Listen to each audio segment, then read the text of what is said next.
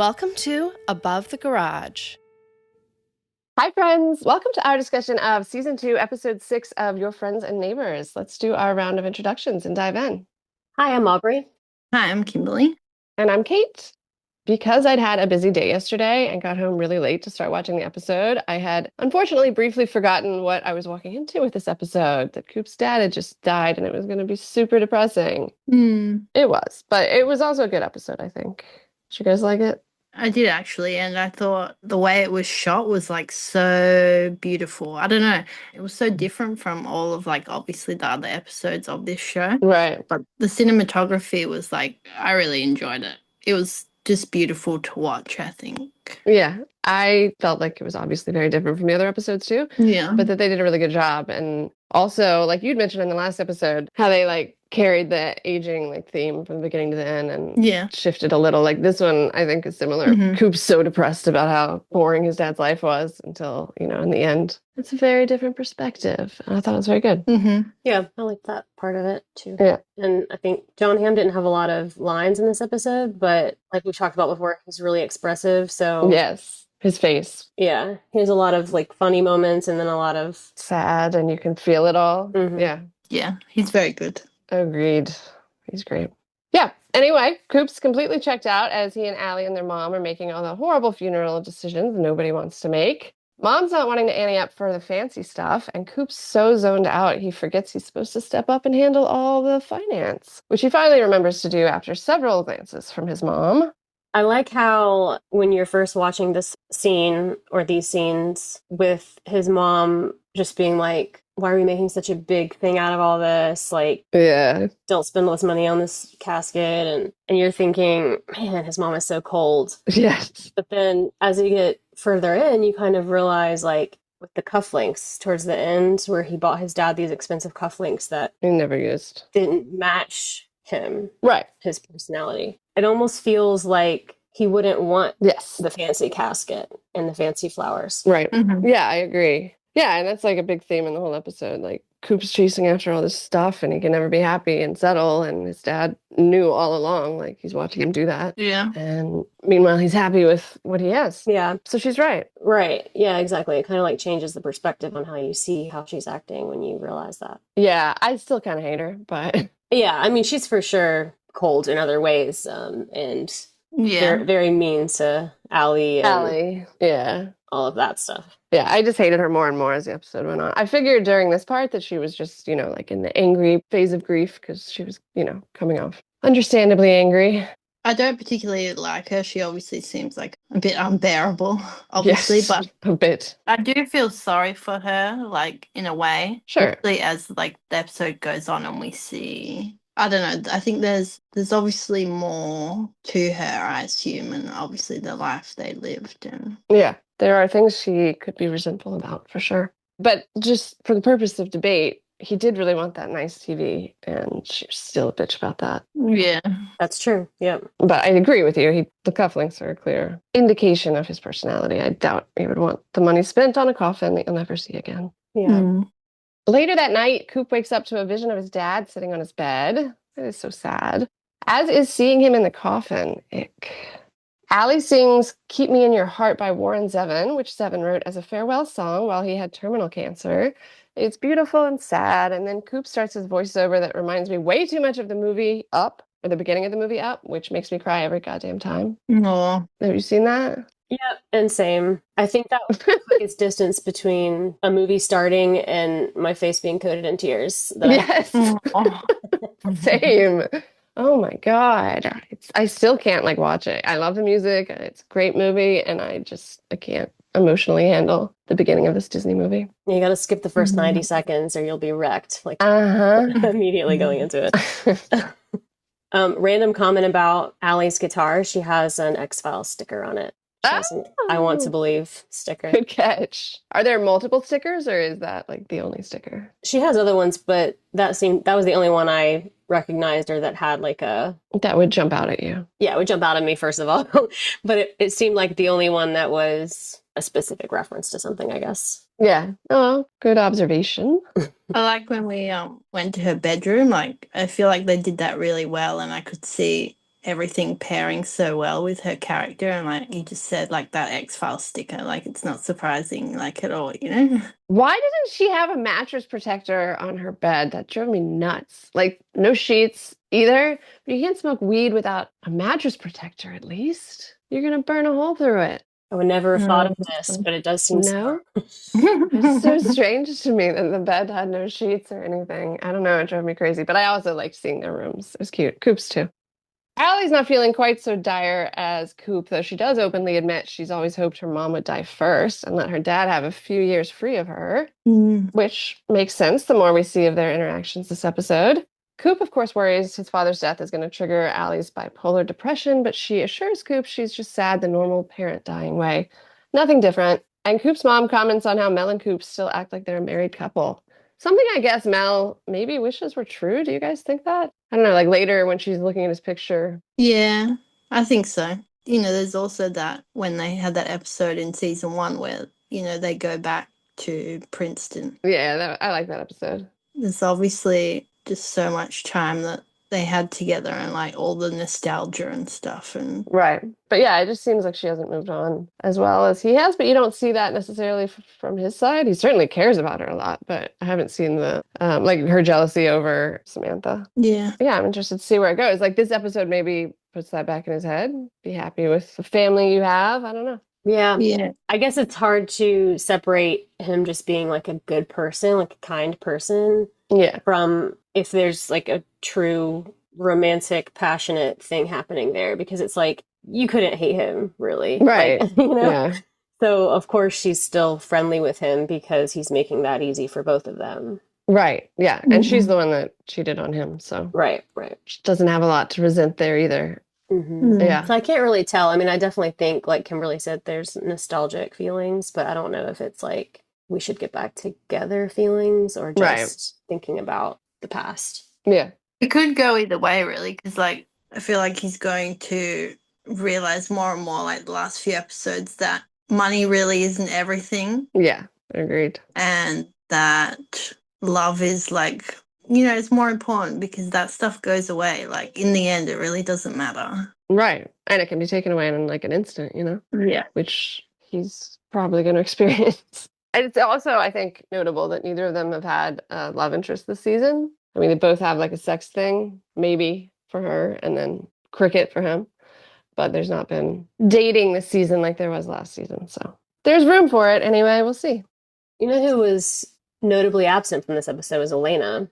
Oh, yeah. Why is she getting so little screen time this season? Well, I guess it probably wouldn't have made sense, like, if she was in this episode. Like, I True. love her, obviously, but Yeah, she can't come to the funeral. yeah.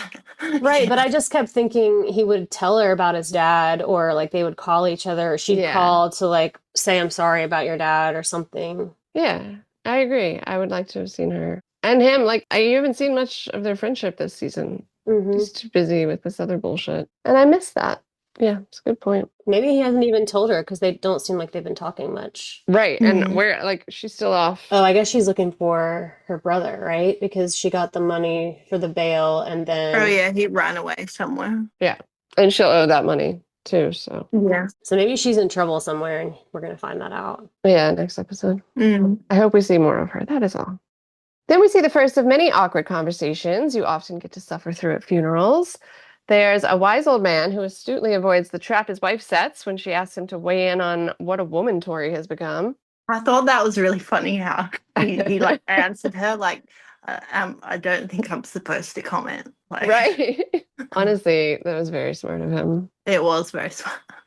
At my aunt's funeral, she'd been cremated before the funeral, but I guess they put a casket out there anyway. Mm. And my aunt was like a small person, so they put like a smallish casket out there. I don't know. Anyway, one of her friends was like talking to me, and she was like, "It just seems so small. I can't even imagine like she's in there." And I'm like, in my head, I'm not supposed to tell her that she's not in there. It was so awkward. That's interesting because I would think, I mean, aside from personal preferences, cremation is so much cheaper. Yeah. So it's like you're almost defeating part of the purpose by having the casket. I think it's just like a bar. Like, I think it. Oh, you borrow it. I don't know that they charge it or anything. Yeah. It's just like on hand at the funeral home. That's tricky. Maybe it was even like a children's casket though. I cannot remember. I just remember in my head being like, It's small. this is an awkward conversation. Tori and her mom are again in forced proximity, and Tori bitches about her mom looking at her like she wants to lecture her, but Hunter again tells her to chill, and then tells her he's just taking the side of whoever's not being a dick. In this case, their mom. I like Hunter. That's a good line. Yeah. Yeah.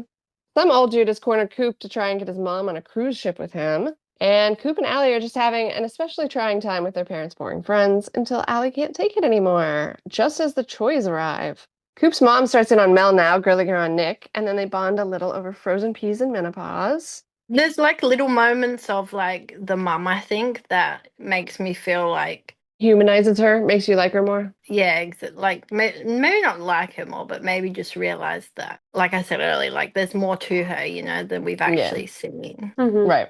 I have a friend's mom who's kind of like that. She's very like judgy and cold, but then she'll do kind of silent, kind things for you. Right. Yeah. And you're just like, oh, okay. And it took me a very long time to get used to that because I was like, I think she hates me. And then I was like, no, I think that's just how she is with everybody. And like underneath that, Yeah. she would be surprised actually probably to think that I thought that she hated me. You know, like Right. she'd be like, well, I don't hate you. And it's like, well, Yeah.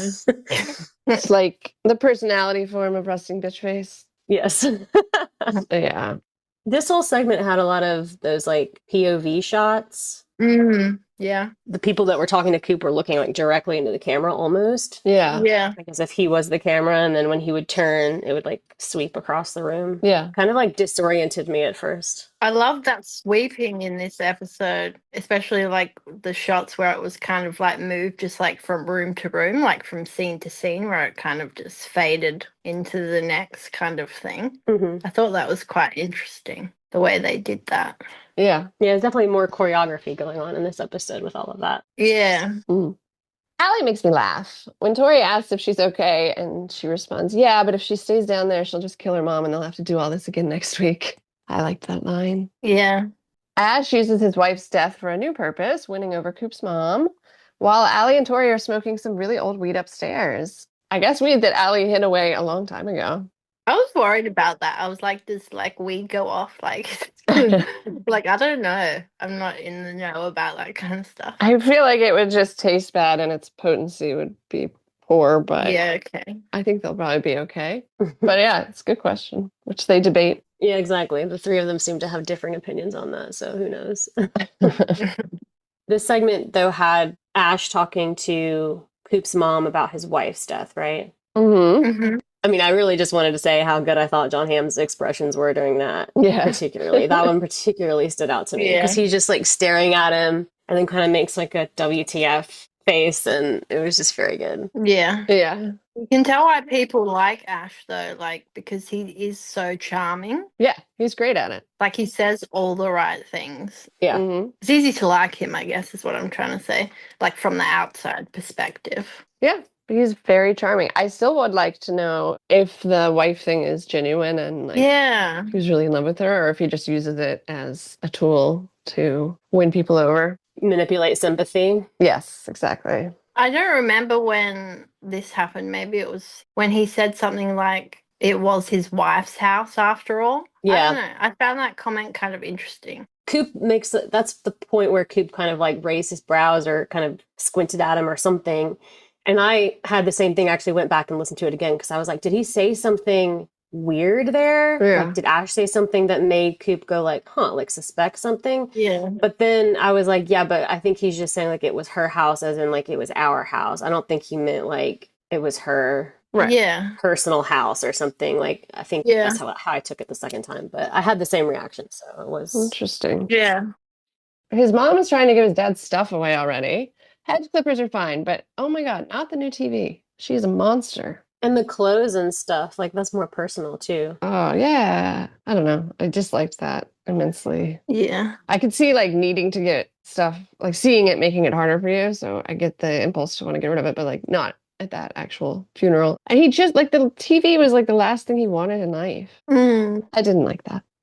Allie's understandably annoyed about not being able to cry at her own dad's funeral without her mom getting pissed for making a scene. I like that Tori assures Allie that her mom stressed her dad out way more than Allie ever did. They have a nice bonding sesh about how much easier it would be to be mid. I thought that was fucking funny. Yeah. Because it's so true. Like unremarkable boys, I think is what they said. Yeah. Yes.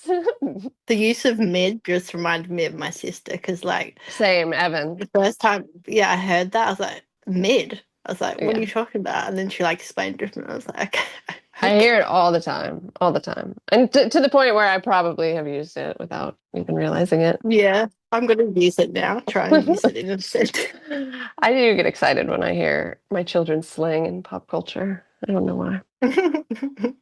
I thought it was kind of interesting too when they were having that conversation. Like, Tori was kind of saying to Ali, like, it's just because, like, she loves you, I guess, about her mum. And it kind of just reminded me of her relationship, obviously, with Right. her mum. That's kind of the same thing that I guess is happening at the moment with her. Yeah, for sure. I think there were a few moments that felt like it was mirroring that relationship. Yeah. Yeah, I was excited when Mel joined them for the smoking session because feels like that's what they need right now to fix things.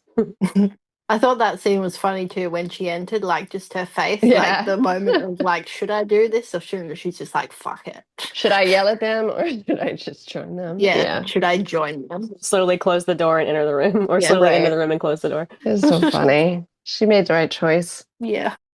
And yay, Nick's come. Maybe he should not add motivational speaking to his growing list of businesses. He compares getting a bronze medal to losing his dad, unfavorably even, that the bronze medal was worse than losing his dad. Can you believe he said that? Well, kind of, because it's him. You Yeah. know? Like, but when he first said it, I was like, what the fuck? It was pretty funny lines. He's got good delivery for being, a douchebag. There are lots of debates over cremation versus burial, pulling the plug, all the things that I'm sure Coop wants to be thinking about right now. And then there's the child-eating vampire couple that want to infuse their kids' stem cells into their faces. They were entertaining. I could have used more from them. Yeah. I want more details about that completely insane reveal. Such rich people things. I think they were really good actors. Yeah, they were really good. I did really like this segment. It just, all of the really awkward and mostly inappropriate comments seem very true to life at funerals because people just like have no idea what to say. Yes, exactly. Mm. And it's very awkward and it's easy Yeah. to just start talking because you're nervous and you don't know what to say. And All right, say a completely ridiculous thing. Yeah, funerals are awful. I hate them. I think that's a fairly universal feeling. Oh, it's not just me. Huh. Ash tells a heartwarming story about his dad starting a brawl on one of their ships until he falls overboard. Dave's family has a similar story I have heard 1 billion times now. One of their ancestors, John Howland, came over on the Mayflower, and he actually fell overboard into the ocean during a bad storm. And now millions of people, including my children and the George Bushes and FDR, existed because he managed to grab and hang onto a rope in the water until they were able to rescue him. Wow. That's interesting. Yeah, it is. It's even featured in the Charlie Brown Thanksgiving special. He is featured. Oh, really? Yeah. Wow. That's pretty cool, actually. I'm not surprised now that the story's been told a million times because that's quite interesting. Yeah. Yeah, it's cool. Wow. Did we know anything about Ash's dad prior to this? We didn't, right? No, and I think that was an important story, probably. Yeah, because it's a family business. Yes, exactly. The business came from his dad. So whatever shady dealings may have been started by his dad, or they could have been added by Ash. Yeah. Tori and her mom are smoking weed together. There are a couple of funny lines in this scene. Great delivery from the women. Tori's delivery of Allie's earlier, "it's organic" line. And also Mel's reasoning for why it's okay to smoke weed with her daughter today. Death. It was a good scene. I liked it. Yeah, I did. This was probably Mel's been kind of annoying me, honestly. Right. I haven't really enjoyed her scenes lately, but I felt like this episode, I did enjoy the scenes that she was in a lot more. Yeah, agreed. I liked this one a lot. And I learned a new word today, perseverating. Yeah, same. Yeah, so what does that mean? Explain.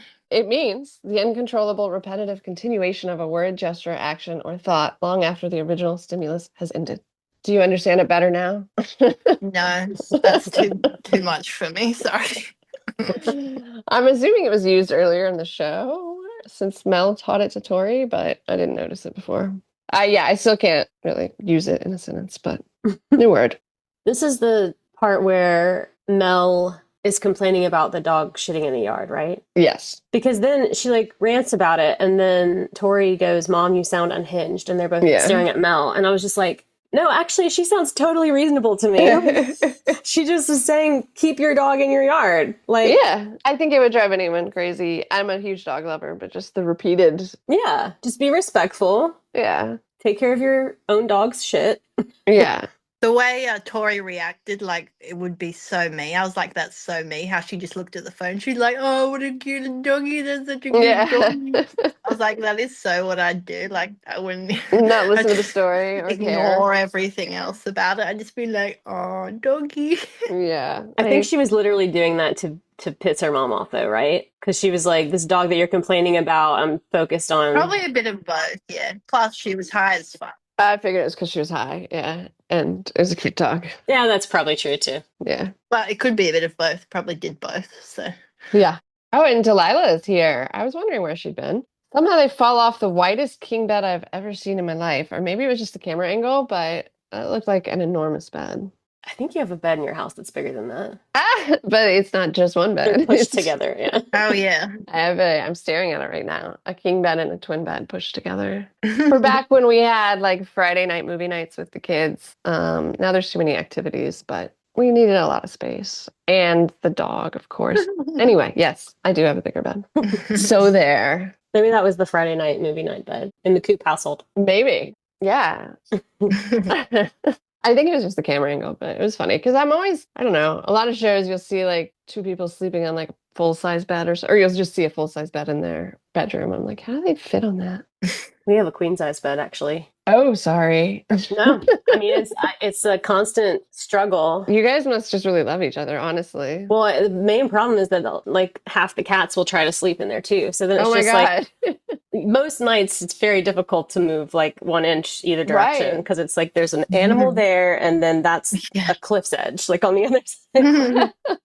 I just like my space. Yeah, that would be tough for me.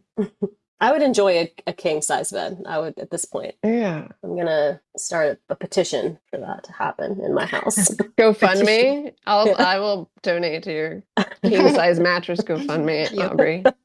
Jon doesn't like change and he doesn't want to have to get a whole new bed because we'd have to get like the whole bed. Right, yeah. The frame, yeah. I understand like if you had to make it because it's like, oh my God, making a frame for your bed is like the biggest pain. Why would you have to make it? You mean just putting it together?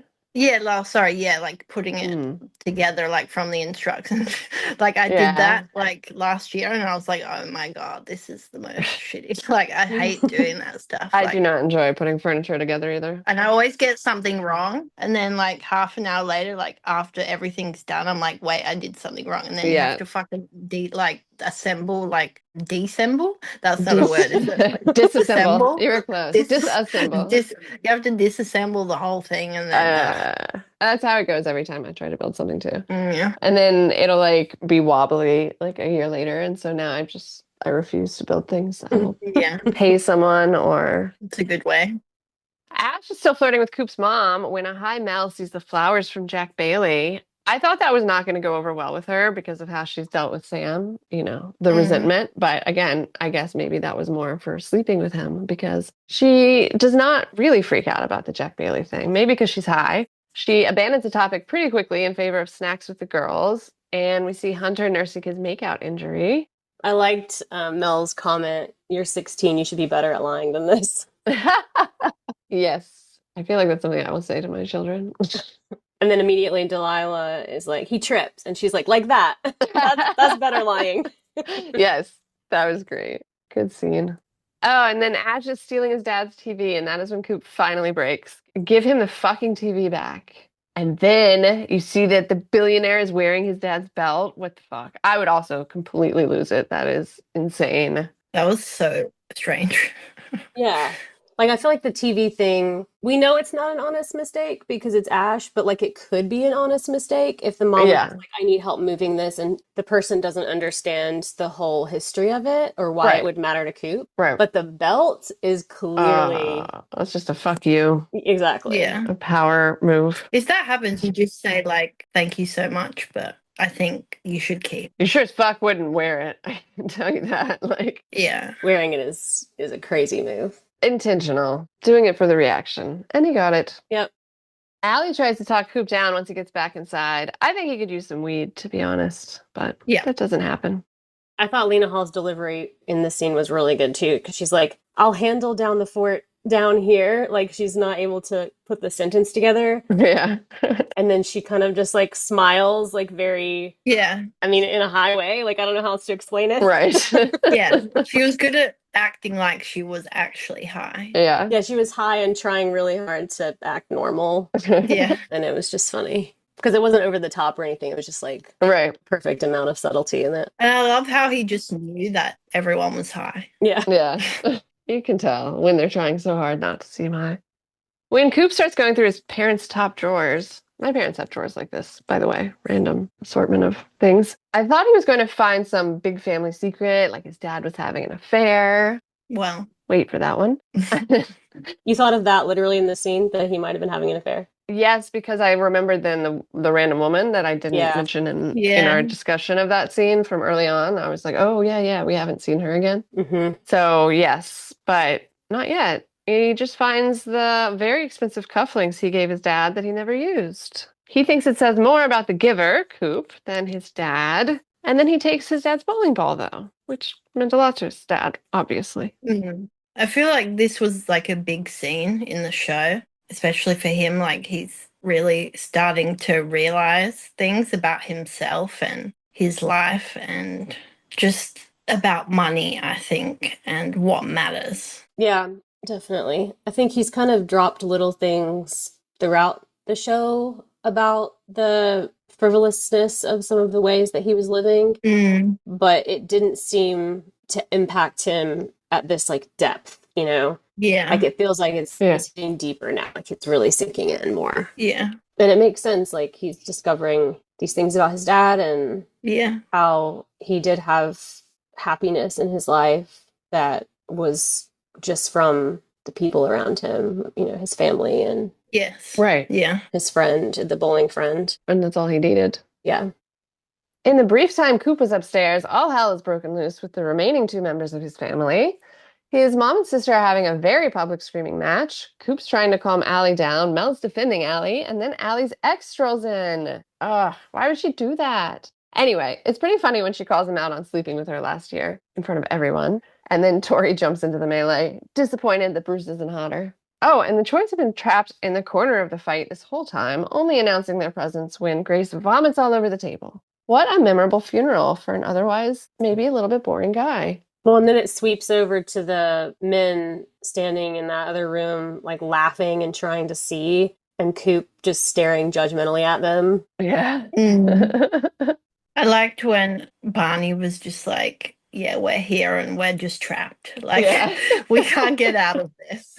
Yeah, that was really funny. I guess vomiting, though, definitely gets them out of it. So yeah, no, it definitely breaks. Good call. Very good call, Grace. It was a great scene ender.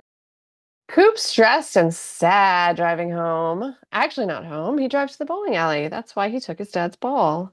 He finds his dad in a photo on the wall, and then he sees the mysterious woman from the cemetery at a table by herself drinking a beer. Elaine Naft. She was on a bowling team with his dad, and even after the bowling team disbanded, she met up with his dad every Thursday for the past 10 years.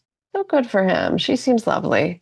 She does not seem nearly as nervous to reveal this big secret to Coop as I would have been. Which is a safe gamble, as it turns out, because it all just makes Coop happier about his dad's life.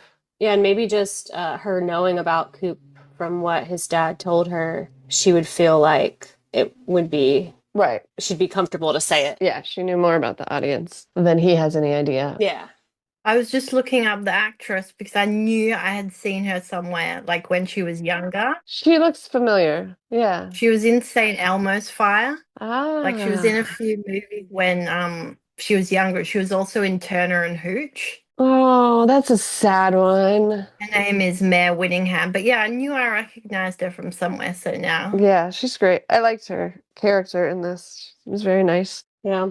I also feel like bowling, not a bad idea right after a funeral. I kind of like that. Yeah, Mm, I could do some bowling after a funeral. yeah. I thought they'd bowl together, but Oh, yeah. it's not how it works out. But still, it's a lovely conversation. She gives him some insight into how his dad really felt about him, that he was scared for him, that Coop was too angry at the world and couldn't settle and appreciate what he had. She's got a very different view of Ron's life than Coop did. She thinks he was happy and very content with what he had. Mm. So I wonder if the mom knows about her. I mean, every Thursday for 10 years is pretty consistent. He said that like the bowling team had like disbanded, like years ago. Yeah. So did maybe the mum thought he was just going there like every Thursday, just Still on the team. or just like to bowl on his own or something, or Yeah, good point. Because were they meeting at the bowling alley, did we think? well, they were meeting at the hotel motel.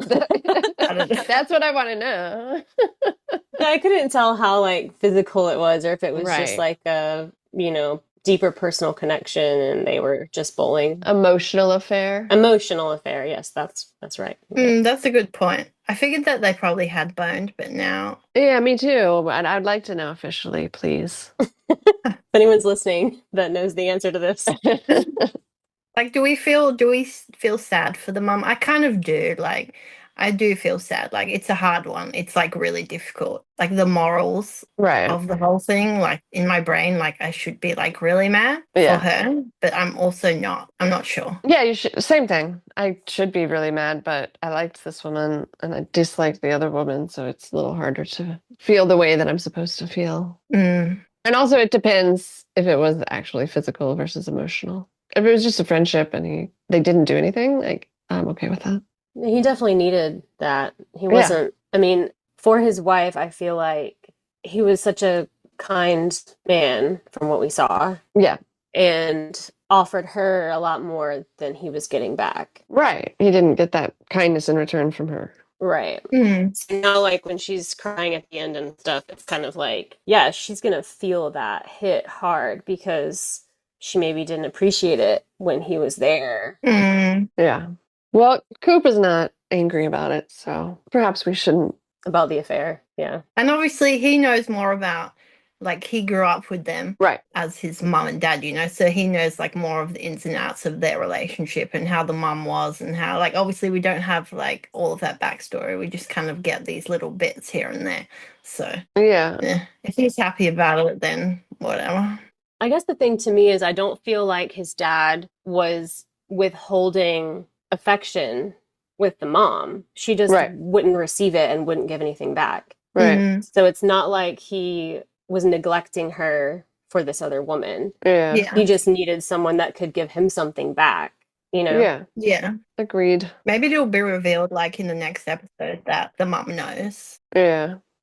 While Coop's at the bowling alley with Elaine, Allie's trying to connect with her dad in his office, finds a whole drawer dedicated to keepsakes of hers, and plays the CD of her songs that she finds. While the music is playing in the background, the kids are heading out, and Mel's left to clean up the party. The kids should have helped her. And then Allie finds her mom finally crying, laying in bed, and she gets in with her, and they hold each other Mhm. while Mel snoops through Coop's old room and finishes the weed. Coop's finally bowling, puts his name in as Andy. I always forget that he has a name. Yeah. The first name, yeah. Yeah. And he remembers being there with Allie and his dad.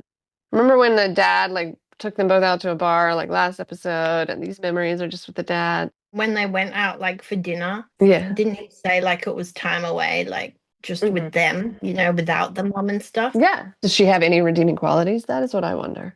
Because she's really mean to her daughter, too. But he obviously loved her because he stayed with her. But it also makes me wonder that he obviously had to have this other lady who brought him Right. happiness and things like that. So why? He obviously clearly loved his family. Like, I mean, Ali found, like, the cute little drawings that she'd done, obviously, when she was little, and he kept everything and stuff like that. So he was obviously very family orientated. But it also still makes me wonder why you would, I guess, stay if there's someone else that you could be happier with. You know what I Right. mean?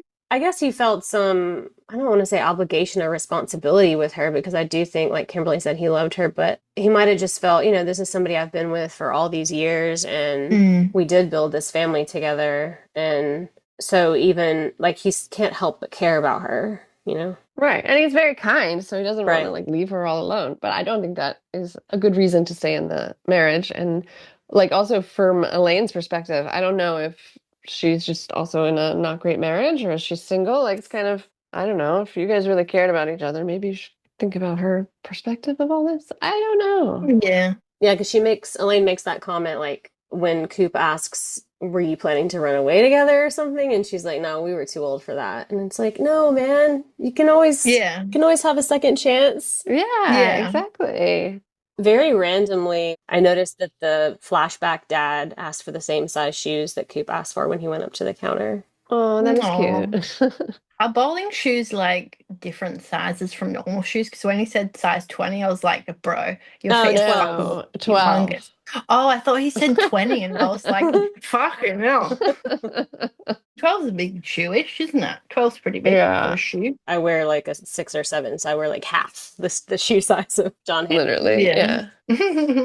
Yeah, I liked the final moments being the bowling. And then after that shot, it just cuts to the credits in silence. Oh, yeah. I liked that too. Yeah. Makes you sit there with the weight of the episode, kind of. Yeah, I just thought it was good. I'm just very intrigued how they're going to move on from this episode and and the last one. I'm intrigued what the next couple episodes, what way they're going to go with this. Yeah. Because I actually can't even really think, to be honest, what direction it's going to move in. And there's still a lot that has to be done, for how far we are in the season. Yeah. Elena's got all these new problems, and this season does have 10, which is more than last time. I think last time was 9, maybe. I feel like they can do a whole fresh arc of something in 4, probably. Yeah, that makes sense, because they haven't fleshed out the Ash, all of that yet.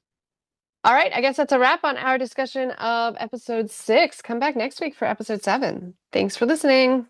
Bye.